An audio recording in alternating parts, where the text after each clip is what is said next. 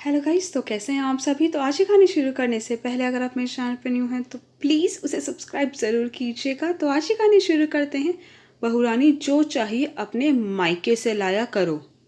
आज मेरा मन बहुत बेचैन हो रहा था। कल हरियाली तीज है, शादी के बाद का 5वां सावन है यह मेरा। मेरी मम्मी का हर साल मुझे फ़ोन आता है कि बेटी कोतली या सिंधारे में क्या क्या भेजूं, साड़ी भेजूं या ड्रेस भेजूं, मेकअप के सामान में क्या क्या, किस किस कलर का सामान भेजूं, किस कंपनी का सामान भेजूं। मम्मी सारा सामान मेरी पसंद का भेजती थी और मैं भी हरियाली तीज वाले दिन अच्छे से तैयार होकर अपनी एक फ़ोटो खींचकर मम्मी को भेजती थी। मायके के नाम पर बस मम्मी और एक छोटा भाई ही है जो नौकरी करता है। अभी उसकी शादी नहीं हुई है। मुझे सावन में हरी चूड़ियाँ, खूब बड़े बड़े हाथ मेहंदी के, पैर पर भी मेहंदी लगा लेती थी। पर इस बार भैया कोतली देने नहीं आ पाए। उनको बहुत तेज़ बुखार था। मेरा ससुराल दिल्ली में है और मायका हरियाणा में। 3-4 घंटे का सफ़र है। मम्मी ने कहा भी कि बेटा कोई बात नहीं, भाई की जगह मैं आ जाती हूँ, तेरे भाई से तो उठा भी नहीं जा रहा है।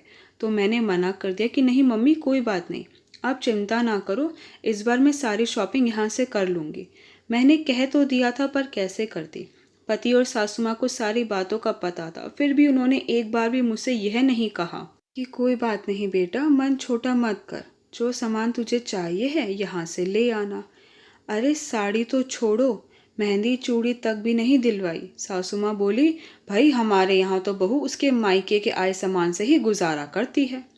सासू माँ ने अपनी बड़ी बेटी के लिए सारा सामान खरीद कर उसके ससुराल भिजवा दिया और जो उनकी बेटी कुंवारी थी उसको भी सामान जो चाहिए था सब दिलवा दिया। बस बहू ही तो पराई है। अब तो मुझे भी गुस्सा आ गया। दोपहर को सासू माँ बोली, खाना नहीं बनाया अभी तक, जल्दी से खाना बना ले। इतनी देर में मेरे पतिदेव और ससुर जी भी दुकान से खाना खाने के लिए घर आ गए। तो मैंने कहा, मम्मी जी मैं खाना नहीं बनाऊंगी। तो सासू माँ ने पूछा, अरे खाना क्यों नहीं बनाएगी। तो मैंने कहा, मम्मी जी रिम्पी बना लेगी। मैंने मेरी ननंद की तरफ इशारा करते हुए कहा, वह बना लेगी।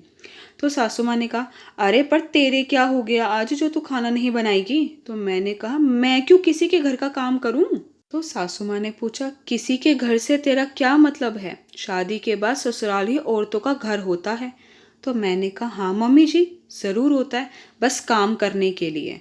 अरे मम्मी जी छोड़ो, आप तो माँ क्या सास भी नहीं बन पाई। तो एकदम से मेरे पति मुझ पर चिल्ला पड़े कि तुम मेरी मम्मी से ऐसे कैसे बात कर रही हो।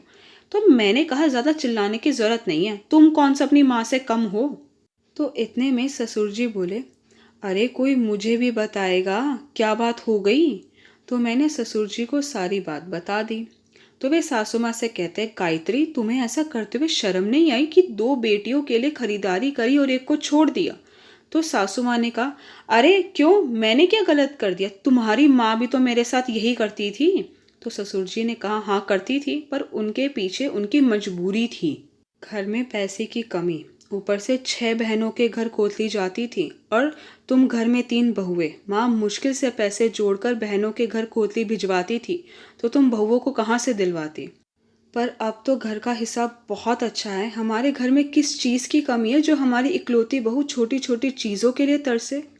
फिर ससुर जी अपने बेटे के हाथ में कुछ रुपए देकर कहते हैं, जा मेरी बहू को जो चाहिए वह दिलवा कर ला और खाना भी बाहर खिला लाइयो। जाओ बहू। फिर मैं बाजार जाकर हरे रंग की चूड़ी, बिंदी, लिपस्टिक, साड़ी, खूब सारी मेहंदी की कीप, सिंदूर, जो मन करा वह सब खरीद कर लाती हूँ और रात को खूब दोनों हाथों में भर भर कर, पैरों में भी खूब मेहंदी लगाती हूँ।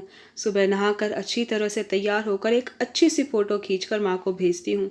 तो माँ का मैसेज आता है, बहुत सुंदर लग रही है मेरी बिटिया, किसी की नज़र ना लगे, नज़र का टीका ज़रूर लगा लियो।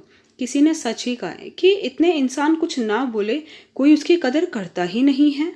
आई होप गाइस कि आपको मेरी वीडियो पसंद आई। आपको मेरी वीडियो पसंद आई है तो प्लीज़ उसे लाइक ज़रूर कीजिएगा, शेयर कीजिएगा, मुझे कमेंट करके बताइएगा कि आपको मेरी वीडियो कैसी लगी। अगर आपने अभी तक मेरे चैनल को सब्सक्राइब नहीं किया तो प्लीज़ उसे सब्सक्राइब ज़रूर कीजिएगा। Thank you so much guys मेरी वीडियो देखने के लिए।